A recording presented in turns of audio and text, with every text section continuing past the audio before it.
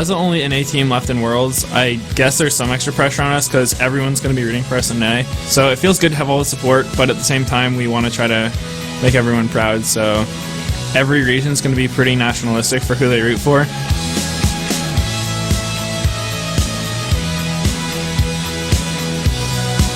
Everyone wants their own region to be the best, so we're going to try to live up to people's hopes. I don't know, it's a lot of pressure put on all the fans from NA. We're treating every game the same. We're not going to let that get to our heads or anything like that. The only hope left. While the entirety of North America is looking at us as their greatest hope to doing well at Worlds, I want our team to do well, and if our best isn't enough, then we tried our best, you know? I think it'll mean a lot if we come out strong and I guess end up winning overall. Like that'd mean a lot for NA because we came out of here and just won Worlds. Like that's crazy.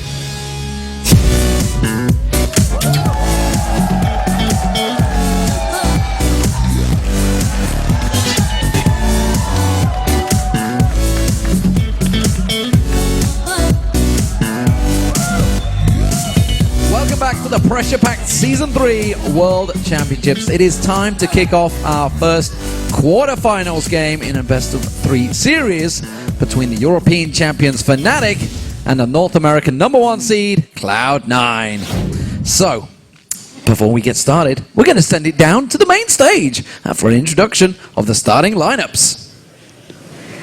Ladies and gentlemen, it's time to introduce the starting lineups for this quarterfinal best-of-3 series between Europe's Fnatic and North America's Cloud9.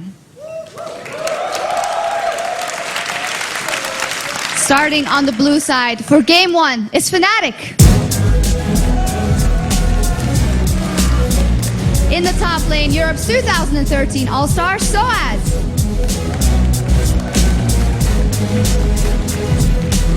And now the jungler with the most assists in the group stage of this World Championship, Cyanide.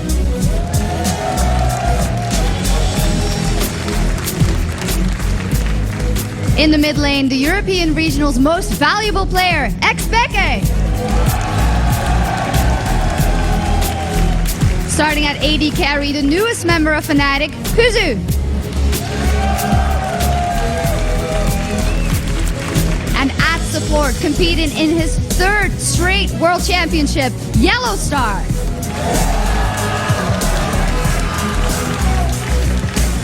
Please give it up one more time for the European champions, Fnatic. Thank you, gentlemen. Please take your positions, have fun, and good luck. You can take your positions. Starting on the red side, it's North America's Cloud9. Please welcome North America's deadliest top laner, Balls. Starting in the jungle, the LCS record holder for the highest KDA in a single split, Meteos.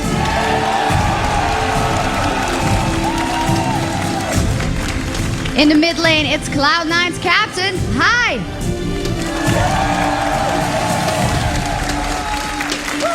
And now the North American AD carry with the highest KDA for the summer split, Sneaky.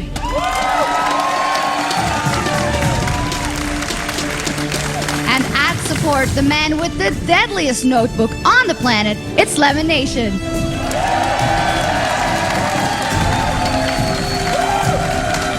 Let's hear it one more time for the North American champions, Cloud9.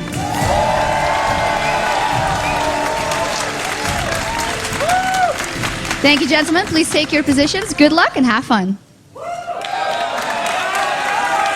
Now that we've met the teams, let's head back over to Jet and D-Man to get us set up for the match.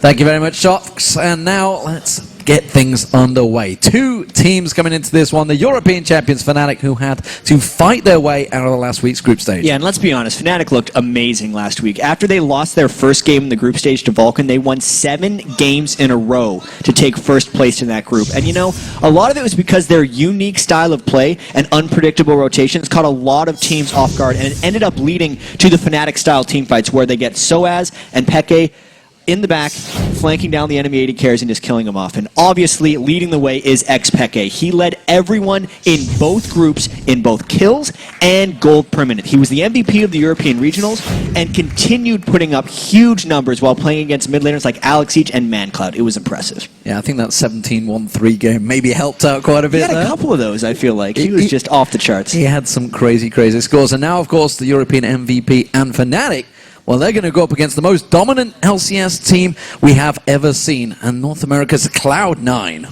Yeah, now Cloud9 put up some impressive numbers of their own in the North American LCS Summer Split. It was their first split in the LCS, mind you. They set a record for most wins in the 28-game season with 25 of them. They also won all 5 games in the North American Regional Playoffs, so that is a very impressive thing. If we add it together, it's 30-5. And of course, Meteos, he capped off that legendary summer split with an NA Regionals MVP award. This summer, he set records for the highest KDA and the lowest number of deaths over a full 28-game split. So we always talk about how Meteos never dies, and it's because it doesn't happen very often. It doesn't happen very often. And while Cloud9 reigned on the top of the North American LCS all summer long, today they're up against the toughest competition yet. A Fnatic squad that has teleported to the #1 spot in the European 2 splits in a row. I think Fnatic is kind of like us. They're a very team-oriented team. They play extremely well as a team. They have like a teleport strategy where they teleport, I guess, bottom lane a lot, which would be B, and they try and screw us over with those. It's surprising a lot of times. But look in the background. Pick has used the teleport. He's been able to pick up one. Now barrier is down. The only region that uses teleport is Europe, actually. And if you're not used to a teleport where the top laner has it, it catches you off guard because you'll all in 2v2 bot, and some dude teleports behind you, kills you, and you're just like, well, this game's over. This sucks. I think we have been playing with teleport for so long now. It's something normal for us. Like, it's true, so the first games is really actually annoying because you're not used to have it, and sometimes you misclick it or you don't use it in time. When I have the teleport, I instantly look and I'm ready to have the perfect moment to teleport. We don't even need to sometimes tell him to TP, he sees it himself and he just does it, and we're like, oh, Pekka is here as well, let's just kill everybody. I think Cloud9 will be really tough to face, but I'm kind of happy that we're facing them solely in the tournament because there's always been this NAU conflict, and now we finally get to see like some actual results instead of just talk. Who wins this gets to brag for an entire year. Big words from Cyanide. We're finally going to get to see some results of NA versus EU. Well, it's a game we've been looking forward to for a while, that's for sure. Yeah, and I mean, when we saw the group draw, it was kind of incredible. It's the #1 North American team versus the #1 European team. Fairly cut and dry. These are the 2 best teams. We were happy and sad because we didn't want them to meet just yet, but they're going to meet regardless. So they're going to get champion picks underway. What are we expecting? Picks and bans, because both of these teams have a giant pool of champions. Absolutely. So Fnatic is one of the most difficult teams to predict in picks and bans, whereas Cloud9 generally works out of their same core champion pool almost all the time. USA chance coming through. I'm wondering what the bans are going to be here, because Cloud9, here's the thing, if they get Zyra and Ashe through back to Cloud9, I feel like they're going to pick them with their 2 first picks on the red side, but that means that effectively Cloud9 has to leave something up for Fnatic that is worth Fnatic picking over Zyra. Because Zyra's been such a contested pick this entire World Championships. She's the most played and also has a very high win rate in a lot of these games. Plus, in the North American Regionals, it was Lemon Nation's #1 support. And so much of Cloud9's strategies revolve around Zyra and Ashe, and since neither of those champions are banned so far, I'm actually kind of thinking something's going through with that. But with that being said, if Fnatic plays this smart, they could actually get an Ahri or a Zed with their first pick if they don't ban one of them here. And you know, it's something that we've seen from Cloud9 all the way through. They're so research coming into this one. The picks and bans have actually been going pretty quick here. Yeah.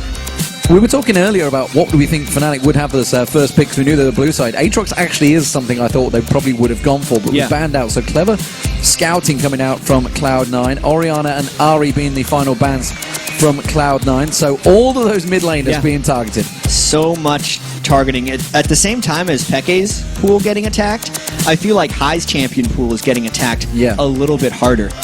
The fact that the Zed and the Ahri ban came down right at the start, it really limits the champions that High can even think about playing. And a first pick Kassadin. This is Fnatic saying they don't respect High's ability in mid lane, because normally Peke waits for that Kassadin pick very late. Oftentimes in the European metagame later on in the season, started evolving to last picking your mid, but Fnatic just going right away with Kassadin, who they've won so many games with, and saying there's enough mids banned that they're not fearing anything from Cloud9.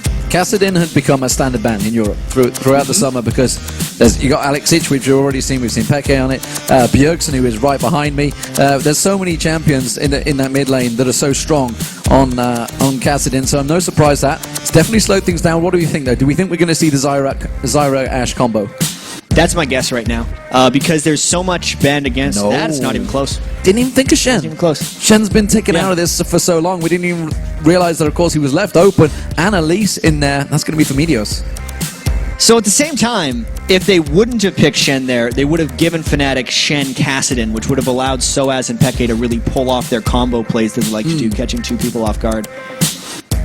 Wow. Well, this is very interesting right now. Soaz hates playing Shen, but Balls actually doesn't like playing Shen that much either. No. Both those guys are extremely... They want to be aggressive. They want to fight. They want to be aggressive and fight. But at the same time, they respect the power of Shen right now. 100% pick ban throughout the World Championships. Him and Zed are the two champions that fit into that. And of course, Fnatic will take away Zyra from Cloud9 after this. Yeah. Zyra Corki being picked in, so it is the combo. It's obviously, Corki's definitely become into it this tournament. We saw the exact same combo up against Samsung Ozone to great effect from Fnatic.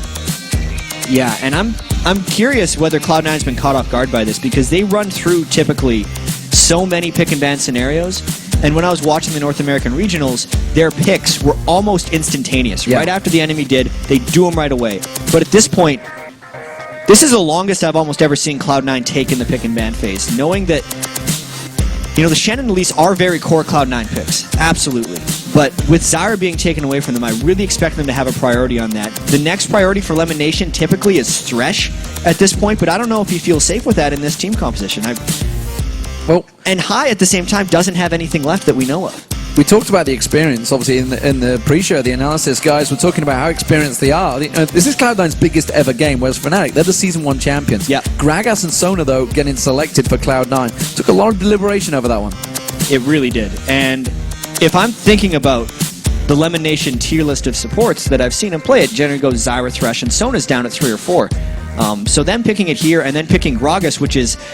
High's never played Gragas here in competitive as far as I know. They're a little bit off their game, where if we look at Fnatic, their picks are very Fnatic-esque right now. They could still go with pretty much whatever they want. Maybe they could go York in the top lane, just to please you. It is something that Soaz has played in the past.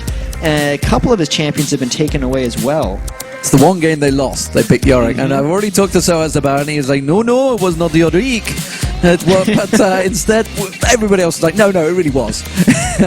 But we could see Soaz going with Lissandra in the top lane. It's a champion he's played a number of times. Cyanide certainly on Jarvan, very comfortable champion. So this could be all-round very comfortable picks for Fnatic, and it is. Fnatic's picked their pretty standard double AP composition with a Jarvan jungle. This is going to allow them to play their play style. They have 2 effective roaming assassins right there, or type of roaming assassins.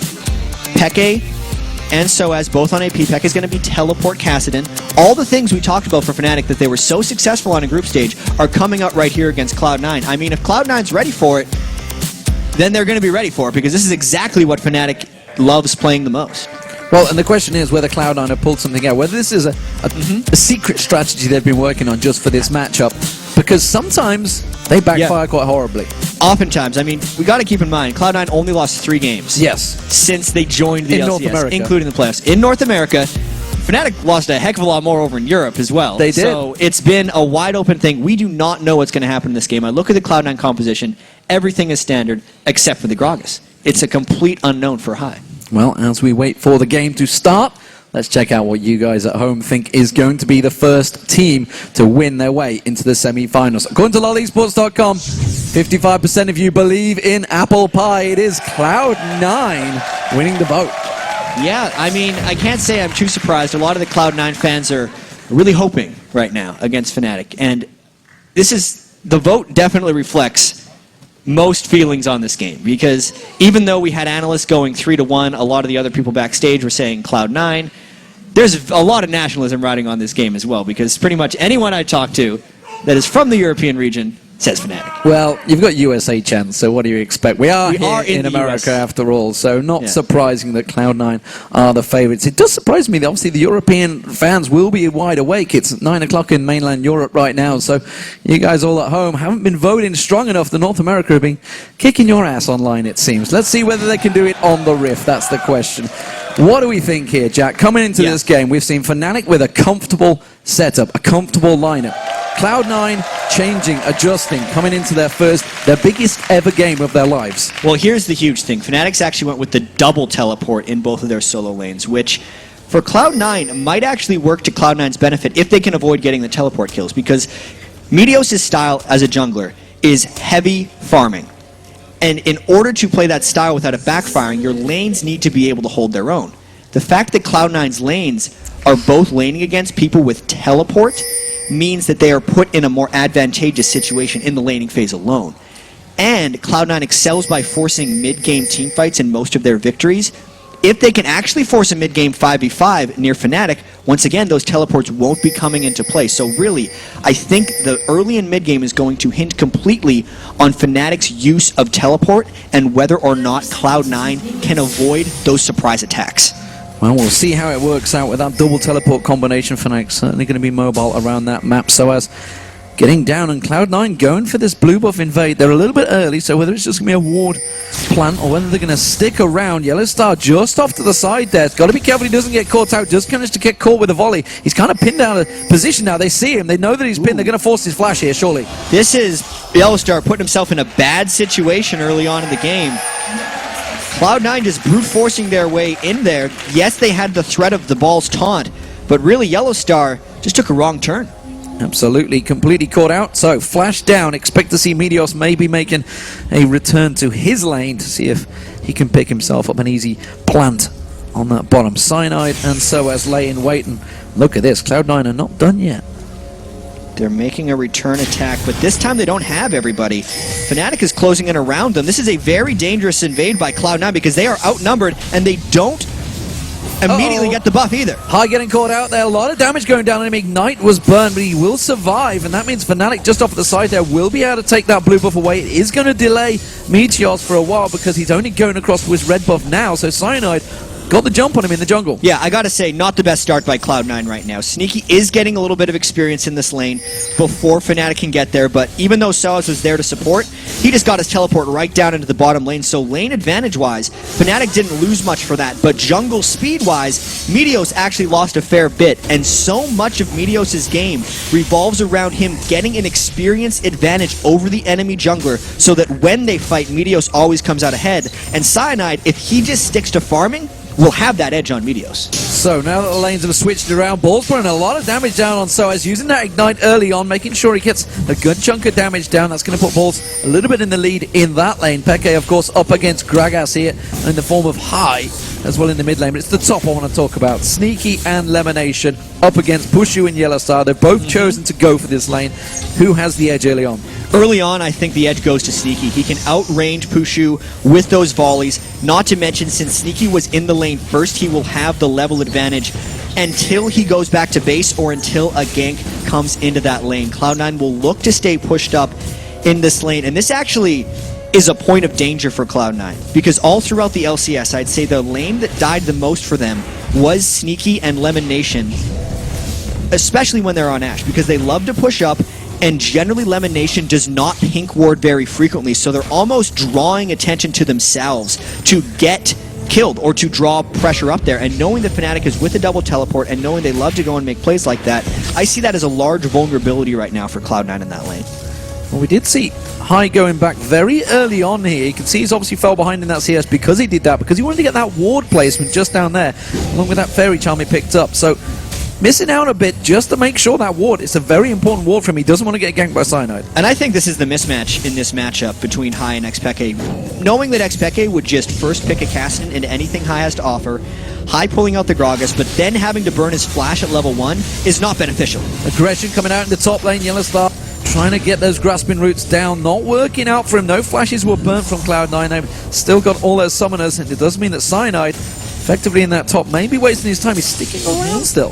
That's the moment where Meteos is just going to immediately go to trying to steal away Cyanide's experience in the jungle. A failed gank in the top lane. Cyanide was not creative with that.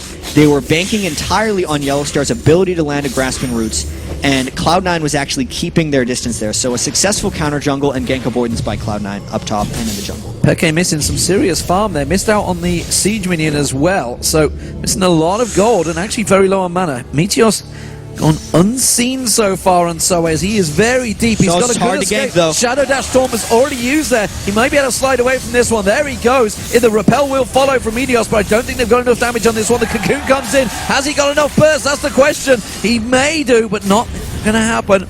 It wasn't followed up by Bulls. And it'll be interesting to see what Cloud9 does with this lane here, whether they freeze it or if Meteos tries to push it up with balls, because they have backed Soaz off from the lane. And it does look like they're going to push up. Cloud9 shares experience almost more than any other team when Meteos is in the game. He loves to get the edge on the enemy jungler by taking a little bit of lane experience for himself after ganks. Peke using that teleport in back to the mid lane, gets those double Doran's rings on that first back, which is going to put him in slightly advantageous position over High. High already backing off as well, gets himself a second Doran's ring along with yet another ward. So he's putting a lot of investment in those ward coverage, making sure that Cyanide doesn't pay him a visit. And we mentioned earlier the potential early threat of the Fnatic teleports into lane, but as of yet, they have used both of their teleports only to return to their respective lanes. So at the moment, if Cloud9 is tracking the teleports properly, they will know that Sneaky and Lemonation have no immediate fear of a teleport game coming into their lanes. But Lyssandra's teleport with Soaz will be up soon, and I actually feel like at this point in the game, that's the more lethal of the teleports. So the AD carries have had their first backs, and we have a difference finally coming out. Sneaky going for a pickaxe. Yeah, I think he's just trying to get that little edge on Pushu as far as trading damage, and also Sneaky can choose in this game whether he goes, I've seen him do triple Thorns, or I've seen him rush an Infinity Edge. It really depends on how safe he feels in the current environment of the game. I'm actually surprised he went with the pickaxe in this situation, because there's going to be so much damage diving on him, especially with the way Fnatic loves to dogpile. This is going to be Lemonation getting caught out. First blood will come in, and it is going to be an easy execution by Fnatic. Yeah, and that's Fnatic just using the positioning smartly for them. They knew that Cloud9 had ran out of wards in the area, and they caught Lemonation in a rotation to try and get those wards down. It's another one of those surprising Fnatic rotations, and now Sneaky's got to be very scared up here, because 1v3 is a level 5 Ashe with only one Doran's Blade. He just cannot sit at that turret. Peke also putting damage down on High. He has got that Rift Walk available, so could continue to go aggressive. Remember, High does have that explosive cast to try and keep him away. That burst damage onto High. He only needs one more Rift Walk and a Force Pulse, and he will go down, that's for sure. So High needs to be very cautious in this situation. Obviously, that is why we're sticking that camera on him right now. Despite the fact it was a 3v1 in the jungle, we see Meteos. He's got a visitor. It is Cyanide. There's a ping ward there, though. So Cyanide trying to get the steal. Not going to happen. So you can actually see, at least as far as Meteos and Cyanide go, that Meteos is pulling an advantage over Cyanide. But I have to say, Cyanide has done more for his team overall. The amount of pressure that Cyanide was able to put on that top lane just by catching Lemonation in that one gang path is the difference in this game as far as gold is concerned.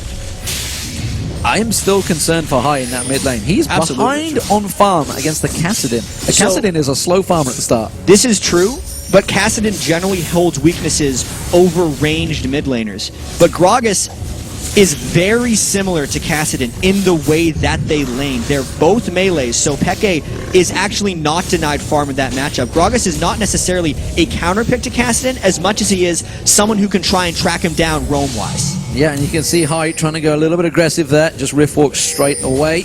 Wasn't going for the kill, I don't feel that. Didn't use that Ignite, had no reason to go for it. Simply just shoving him out of lane, which is exactly what he's doing, making sure Peke loses as much farm as possible. Lane switch is also coming in. We see Soaz.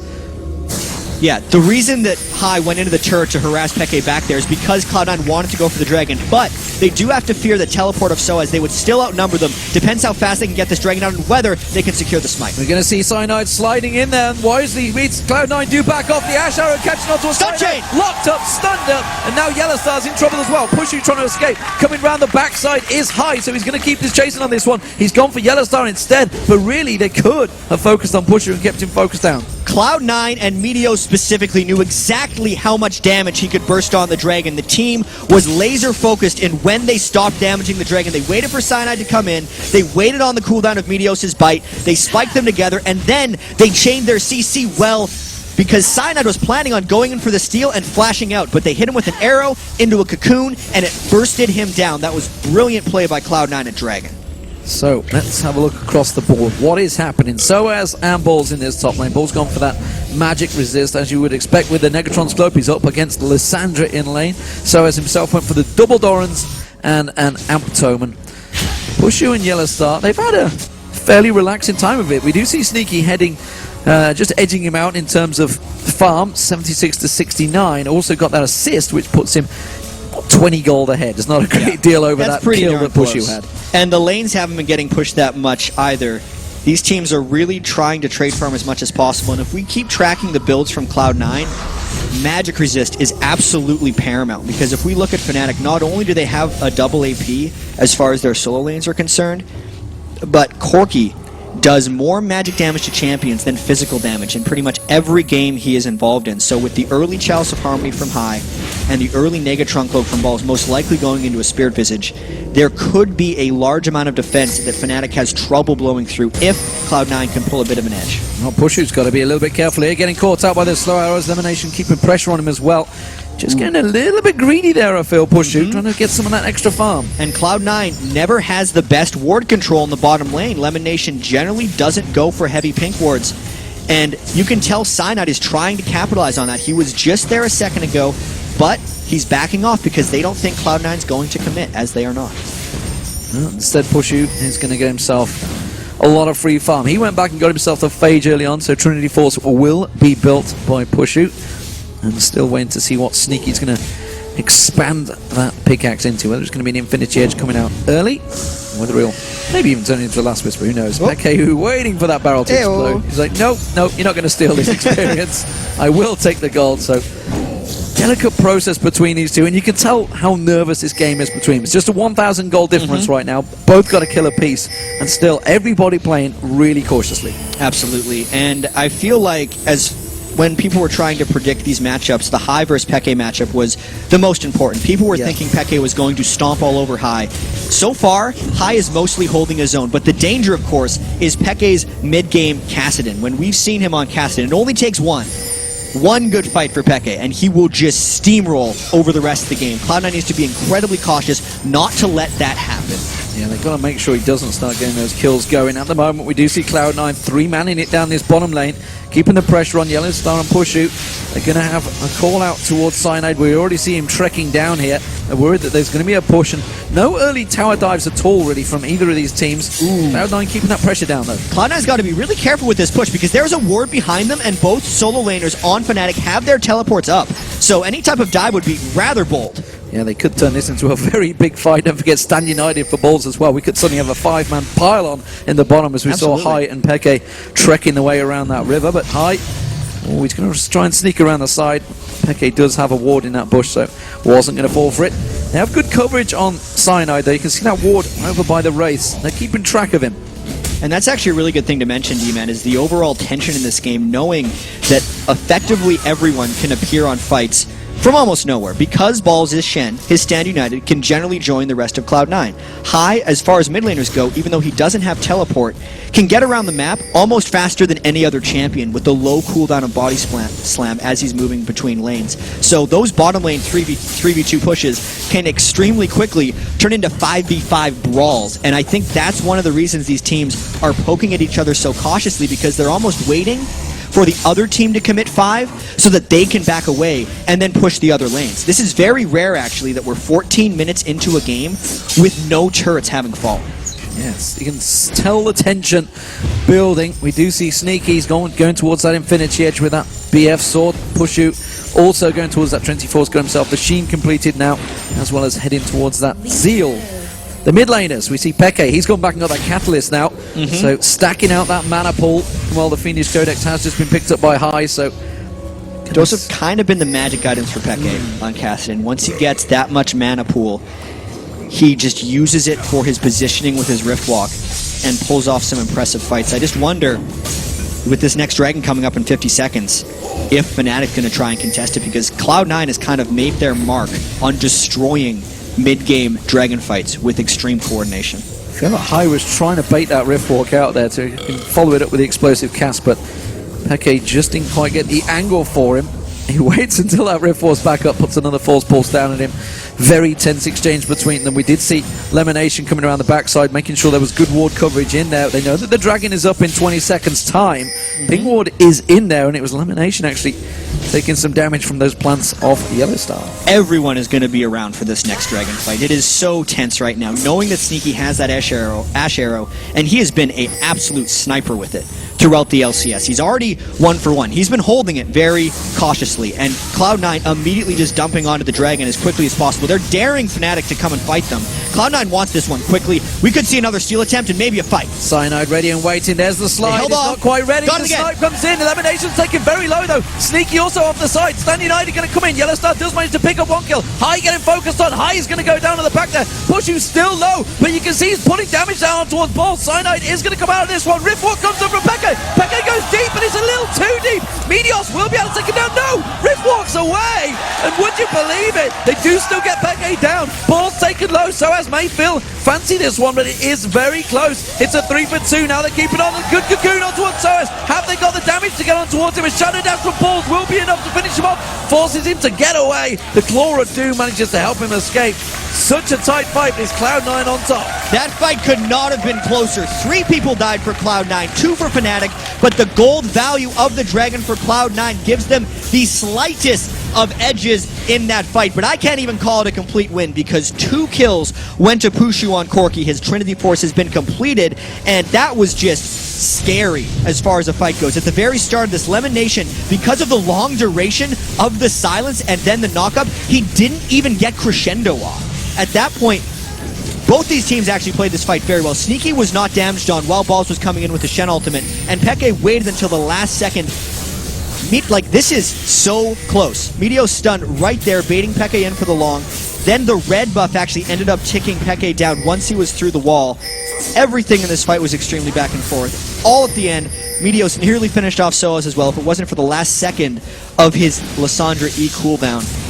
This is the game living up to the hype to me right now. This is indeed 4-3, and off the back of that fight, a lot of items were completed as well. So as you can see, he's got that Abyssal Scepter. We do just see Source Boots coming out from Peke, so again, keeping that mobility going. Hasn't completed any other items. Trinity Force for Pushu. Infinity Edge not quite ready for Sneaky, but you can see it's pretty much done and dusted. And actually, Cloud9 have switched their lanes around. We see Sneaky and Lemonation now in this mid lane. Meteos just waiting in the wings, and it does look like a rotation from Fnatic here. You can see Pushu and Yellowstar going up to mid. I think for the most part, Peke was actually becoming a bit of an issue for Hai. And Cloud9's general playstyle has actually been to have Hai become a bit of a split pusher in the mid-game, especially with Gragas, who can clear waves faster. And if someone is going to roam down to try and stop Hai, he's the most likely to be able to escape multiple teleport ganks. So there's a lot of reasons that Cloud9 would have went for a swap like that. And how do we rate those kills? Because 2 of them went on to Meteos. That's not a bad thing, because Elise can do a lot of damage, but it was Pushu that picked up 2 kills for the AD carry. Yeah, it's not a bad thing, but it's not great. I think Cloud9 would have much rather had those kills onto Hai or Sneaky. They wanted the upfront damage right now. They might be just roaming around and trying to follow Peke's Kassadin, keeping him down as much as possible. This game is still incredibly close around the 18-minute mark, and the craziest thing, D-Man, is that the turrets still haven't fallen. There is so much inherent threat, I believe, from the teleports that Fnatic can bring, and the Shen ultimate that is now back up again because the Spirit Visage gives it such great cooldown reduction. And on top of everything else, Fnatic is scared of getting caught. Fnatic is scared of getting caught up by an Ash Arrow. Well, interesting stuff from Cloud9 here. You can see they've just switched back around and they've shoved both lanes. You saw that Hai was trying to keep Pushu busy, was shoving that lane back in there. Peke will go back to that lane, and again, we see back down towards the bottom, but Pushu and Yellowstar have joined them there, but Sneaky and Elimination, they just shoved that wave straight up there so he can get that Infinity Edge completed. Yep, that was a bit of a risky shove, to be quite honest, because there were no large objectives up, and considering Fnatic's playstyle is generally the wait and see for the enemy to expose themselves and then go for it, but Cloud9 actually hasn't done that frequently this game. I'd say the only time Fnatic got that one kill was on Elimination 10 minutes ago in the top lane. So, top lane, speaking of that, we haven't seen a great deal of it. We do see Soaz backing, so we'll see what he comes out with. Or is he going to get let back to go? Yes, he is. Simply balls. He's just going to get that ward out there to get a little bit of coverage. Sneaky elimination. Back in this bottom lane. Infinity Edge now completed along with those Berserker Greaves. Along with Source Boots, though, for Pushu with that Trinity Force. So we'll see whether these decide to bump heads as Sneaky shoves in. They're going to get a lot of damage on this turret before Pushu gets back here. Yeah, they have to fear the teleports as well, along with the wave clear Pushu. And just to talk a bit about the item builds, both of these teams are really building in ways that I agree with heavily. Meteos, who is normally an offensive-minded jungler and often would go magic penetration on Elise, rushed to Locker of the Iron Solari because he knows the team needs magic resist auras to deal with all of the magic damage coming out from Fnatic. First turret of the game comes as a small result of that. First turret of the game does go down, but we see Soaz doing the exact same in the top lane. So all square. Dead once again. Still just slightest advantages. This middle turret, that's going to go down first. High is definitely going to get this one down before anyone could react to it. We see Peke coming in. Force Ball's not going to pick up that gold. He's going to have to back off from this one. He's not going to be able to get that wave. He's trying to get that Force Balls back up. They might go aggressive here. Cynide's going to get caught out. Arrow comes through, catches on Peke. They didn't focus targeting though. The barrel has been used already. The Ignite is available from High. He's going to go aggressive. Is he going to have enough? No, he's not. Just down the side though, we see Yellowstar going down. It was Sneaky that managed to pick up the kill. And Cloud9 just stacked so much crowd control that the highly mobile Fnatic was caught effectively in place. Yellowstar tried to defend, and this could be a continued push here for Cloud9. Soaz does have teleport, and Fnatic has went back to the base. Balls could also join to create a 5-man squad for Cloud9 if they so choose. A fast-paced turn of aggression from Cloud9. They had the read of Fnatic there. Seemed to work out very well for them. Peke was just completely caught off the side.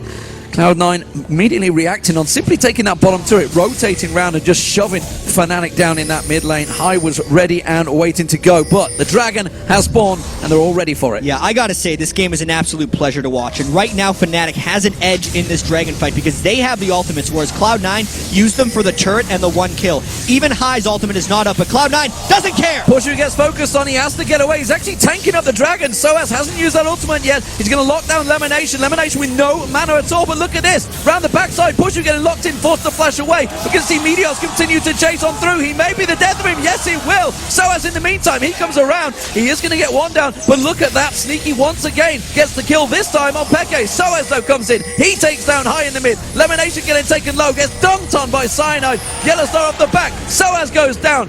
Lemonation goes down. It's a 2-for-2. The arrow on towards Yellowstar. He's so low on hit points. He's going to get locked up. It will be another. It's a double kill for Balls. Cyanide now. He's in trouble. He's not going to be able to escape this one, surely. The slow arrow from Sneaky does catch him down. Hawkshot's going to give his vision away. Balls is ready and waiting to chase. But it's not going to be. It's a 3-for-3. Wow. What a fight. These fights Dragon didn't even go down. Absolute chaos. No, because Cloud9 engaged before a possible Smite War could even happen. Sneaky wasn't even in range at the start of that fight. Cloud9 started that fight without having their big cooldowns up. And now they're trying to finish Dragon on top of a pink ward. How quickly can Peke and the rest of Fnatic get there to push them off of this Dragon? Teleport coming in. It is going to be Soaz that joins it, and they forced the back away from that one already. But the rest of Cloud9 never ends. They're getting close. It's going to be all for this dragon once again. Well, let's wait on the cooldowns once again. High's explosive cask is up. This time, Lemonation has Crescendo. We look across to Fnatic. The only ultimates they're missing are Lysandre's and Jarvan's. Look out, Lemonation. Lemonation getting caught out there. Has to use the Crescendo. It's not going to be enough. High getting locked up now. The dragon will go down, but that's going to be High going down in the background. They could collapse on towards Cloud9 here. You can see just off the top of the screen, you see Peke moving around. Pushu is there as well, just off the side. They're not going to collapse.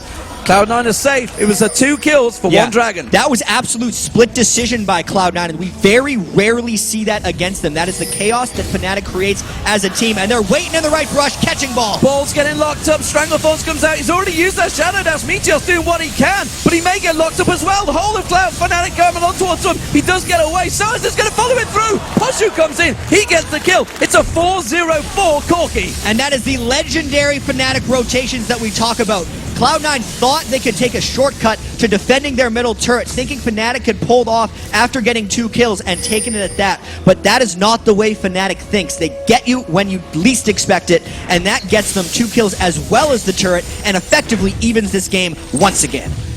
So, look at the goal. Just 500 between the teams. Didn't get much closer. 25 minutes almost gone, and as you mentioned, Jack, this game almost certainly living up to the hype. North America's #1 versus Europe's #1, and it is going to be a battle for the ages, I feel, because neither team wants to edge up on this one. Let's take stock of the situation, because Pushu came out quite big after that fight. Yeah, Pushu is going to be shredding some people right now, finishing his Bloodthirster and effectively pulling ahead of Sneaky in items. I do believe that Trinity Force and Bloodthirster is a greater item threshold than iEdge and Static Shiver right now, but mainly we need to focus on Peke and Soaz, because that is the chase machine of Fnatic. That is the thing that really makes them tick. Pushu will be there for the cleanup, as usual, and his score will continue to rise if Fnatic is to win this game. But what really matters is Peke's Kassadin and Soaz's Lissandra. If they can close through and stop Sneaky, which as an immobile carry in Ashe is very possible, it could be lights out for Cloud9. I mean, Fnatic has made it through the laning phase for Kassadin, even though that was expected since he was matched up against Gragas. We've seen this story before. Oh, look at this maneuvering coming out. Cloud9 was stacking up for the top of Fnatic, who quickly rotated around. They want to shove straight for the inner turret. And Cloud9 is actually going to take part of this trade. There's a bit of indecision coming from them again. Fnatic might wait in the brush here. They're at the very least getting one turret, maybe more. Cloud9 splitting up once again. This is not a pace race they want for sure from Fnatic. They're not done here because they still see two members backing off the top lane. They could go straight for the inhibitor turret. They will. They're going to go right for this. There is still an Ashe and a Sona in the lane. They just got back to base. The turret goes down. Now Cloud9 engages. They go for Peke, and he's not really the right target because the Stranglethorns is going to bounce Meteos up. That's going to be high going down. Massive kill for Fnatic here. See Sneaky, he's going to get dropped as well. Crescendo simply saves their life. It takes Cyanide down, but 4 members of Fnatic are still alive in the base, and 3 members of Cloud9 are already dead. Cloud9 was so indecisive in that, and Fnatic was not. They engaged before Lemon Nation and Sneaky had arrived in that fight, and the comboing of Fnatic wrecked Cloud9. Simple position in there from Fnatic. Fantastic stuff. Seemed to work out well for them. It's edged them ahead in the goal, but let's not get carried away. It's only 1,000 difference. Let's check this. Yeah, the big thing here is High's ultimate did not disperse Fnatic the way they wanted to. At the start of this fight, they wanted the Gragas barrel to disengage so Sneaky could catch up, but by the time Sneaky arrived, half the team was already dead. Peke was completely in chase mode, so was Soaz, and they were able to just chase down, finish off the people, and get the inhibitor. And we talked about the crowd control link that Cloud9 did on Cyanide there. Check that. That was a grasping route into a Stranglethorn, into Soaz's ultimate. High and Meteos just could not do anything about that fight. No, despite Meteos' having defense, and this is just Fnatic having control of the map. Peke is actually stacking up his Riftwalk. The next time someone comes through, he's going to get a face full of Kassadin. We want to get that force pulse higher, and I think it's Lemonation that they're looking for. Peke, though, they're going to look closing on towards Meteos. He's going to get locked up. He was doing so well at the start, but it seems that the Fnatic machine, where are you going to go? Is it going to be enough? Stand United is going to come out. They're going to back away from this one. High goes aggressive on towards Soaz. Has he got the damage? The explosive cast comes out. Oh, force pulse. He's gone too deep. Peke may got himself out here. Cyanide slides in. Peke. Rift walks away, and Cloud9 and Fnatic exchange blows, but nobody goes down. Cloud9 really needed to pick up some kills there, because that was catching Fnatic out of position and landing an Ashe arrow square into the face of Xpeke. But even though it's only a 1,000 lead, Fnatic is up more than that. Just based on the way these fights are happening, based on the ward control they have acquired, and considering that there is an inhibitor down for Cloud9. Cloud9 is on the absolute defensive right now. And from what we've seen, Fnatic loves being ahead in these games. Knowing they have the double teleport to completely contain the position of Cloud9 means this lead is a lot more than 1,000 gold. And let's not forget, Peke likes the back door. They can't leave anything open. We see him down the bottom. He's going to shove down this bottom lane turret. I don't think Cloud9 are going to do anything to defend against this one. 14-8 the kills, 4-3 turrets. That's going to swing to 5-3 in just a moment as Peke keeps on pushing that bottom lane. Dragon will be up in 30 seconds. And there's still concerns for me from Cloud9 on Pushu, because he's at 6-0-5 now. They need to try and lock him down in those fights. Here's the thing, though. Pushu is mainly cleanup. He's doing a whole bunch of damage, but it's more than that. It's all about Peke. Oh, this is they're not going to let him go. Finishing people off. High has to burn Flash away from this one. It seems like Fnatic has enough position that they just want to take out the Dragon, because Cloud9 is paranoid with positioning around the Baron Pit and trying to clean up wards. Then Fnatic once again seems to be one step ahead of Cloud9. The positioning seems look good. how Sneaky is going to go for it. He's going to catch on towards Sneaky. He's going to get saved. No, he's not. Peke comes in, turns him out there. Can they get the turret on the way out? I'm not too sure. sure the explosive casket was already used. We saw it further on. And Fnatic again, just out-positioning Cloud9. And it's because their champions are positioned to do so. Lissandra and Kassadin are pretty core Fnatic champions as far as being able to teleport right where they want and blow someone up before they have a chance to go back. Sneaky actually burned his flash and his barrier for that, but it did not matter. And this is the fear for Cloud9 when they were against this composition, is if Peke and Soaz would get to go where they want, there's not a real way of Sneaky dealing with that. Sneaky's still trying to build up armor penetration right now, but he's just dying.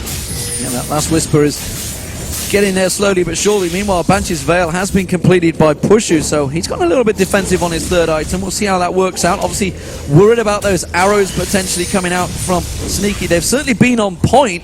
The question is, can the damage now follow up after it? Fnatic have effectively stacked out a lot of damage items. Seraph Embrace just completed by Peke.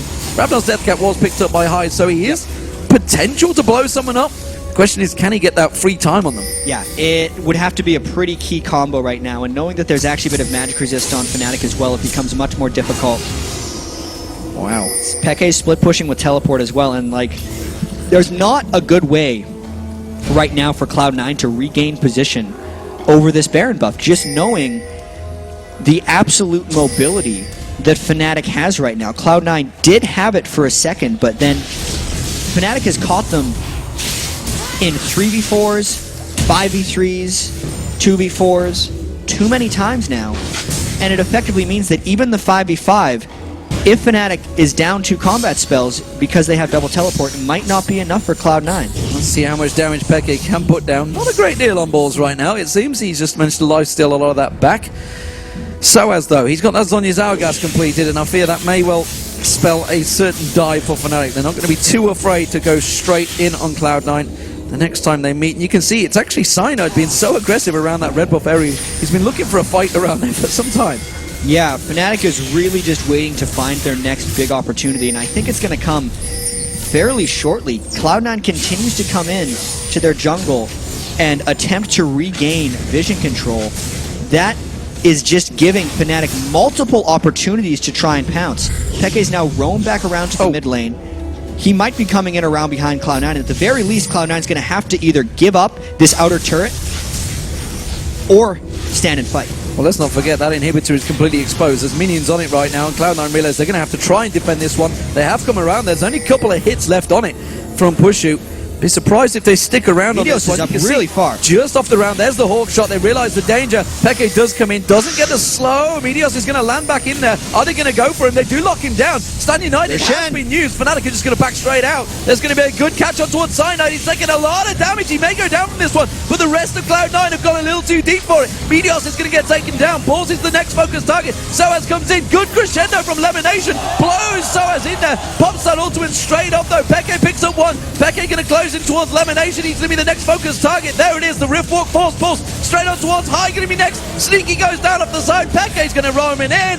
There's the triple kill, and it's Fnatic cleanup duty. That's an ace. Just destroyed Cloud9 in that one. They got them into the fight because Meteos was honestly trying to pick it, and that is the way both of these teams play. Cloud9 does not let themselves get starved out, and Fnatic knows how to finish. That is surely the game now for Fnatic. Game 1 of the quarterfinals as the Season 3 World Championships will go to Europe's Fnatic. They have struck first blood on North America's Cloud9. This is still a very tight battle, I feel, though, because that game went close for 25 minutes. Yeah, even though this one ended in 33 minutes, it was not because it was one-sided by any means. Cloud9 was going blow for blow with Fnatic for the majority of this game, but in the end, it was those unconventional, almost annoying looking rotations that Fnatic always is able to pull off. They caught Cloud9 coming towards turrets, trying to defend them again and again, and Cloud9 was not reacting appropriately. Fnatic definitely gets round 1, clearing away. And it's all about the team comps, because simply put, no team in North America has ran Lissandra top lane, Kassadin mid lane. They didn't really know what they're up against, and this is what we talked about right at the start, the international experience. Well, I actually think it's just mainly the teleport experience. It's the European region, which has done very well so far here at the World Championships, having 2 teams expand out of the group stage for them. And they knew already that Cloud9 was going to have a little trouble dealing with the teleport. How about 2, right?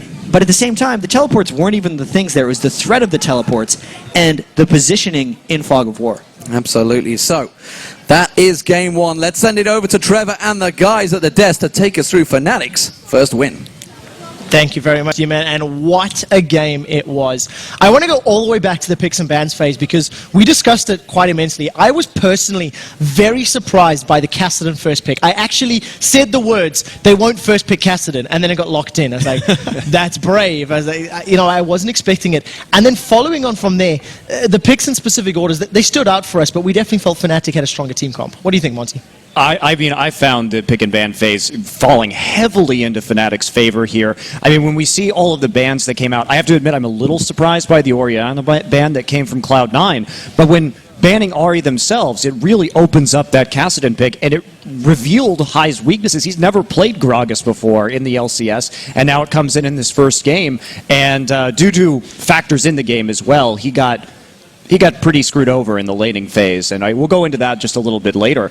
But with the kind of general lack of damage coming out of Cloud9's composition, they had to play their picks perfectly, which they've been able to do to their credit in the LCS, setting up things beautifully with the Ashe Arrow and chaining CC very nicely. But there's just no way you can lock down this Kassadin, Corki, Lissandra combo effectively, especially with somebody as skilled as Xpeke, rift walking over absolutely everything.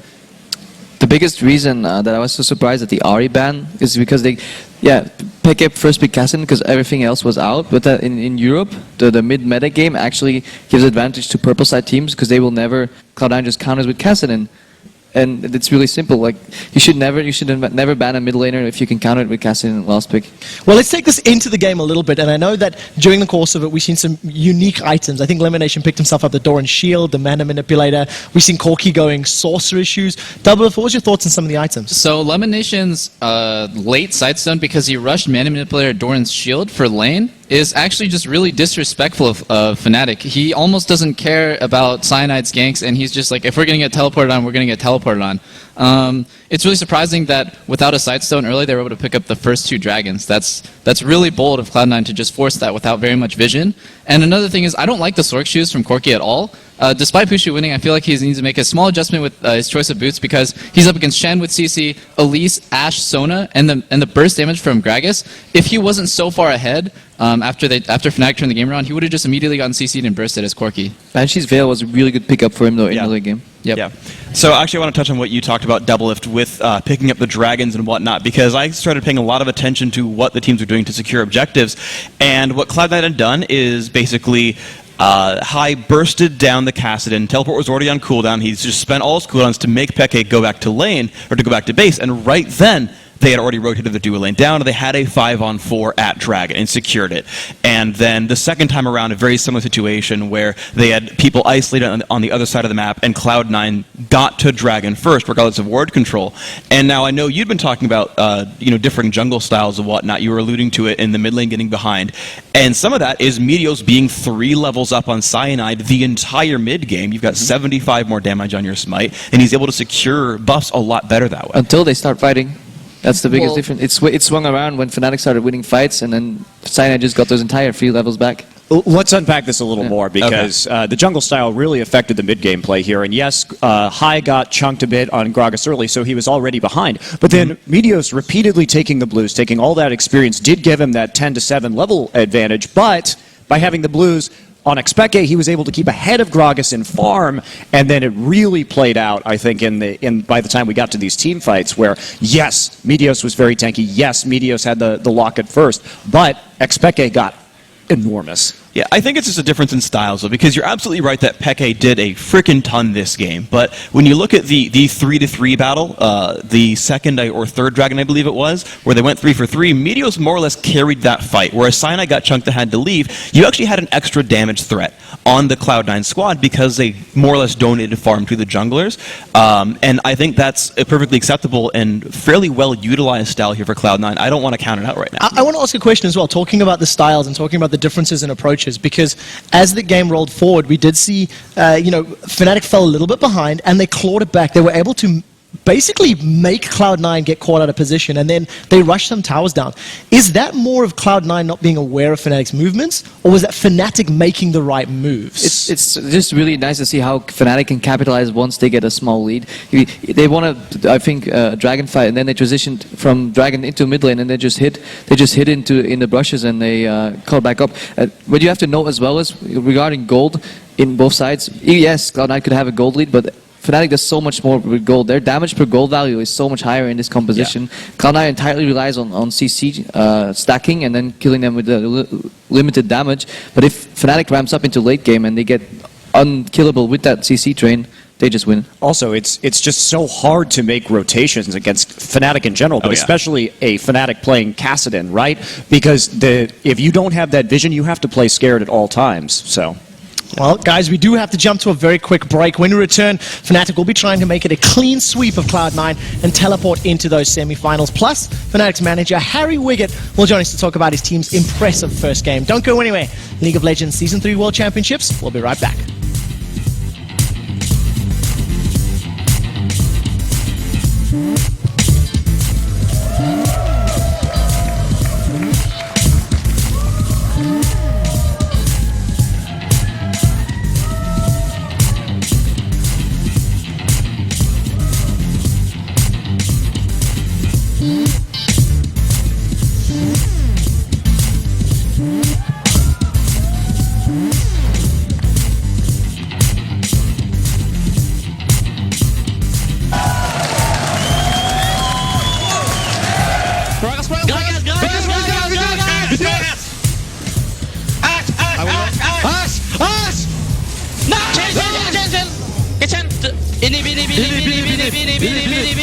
We can end maybe. Back on guard down.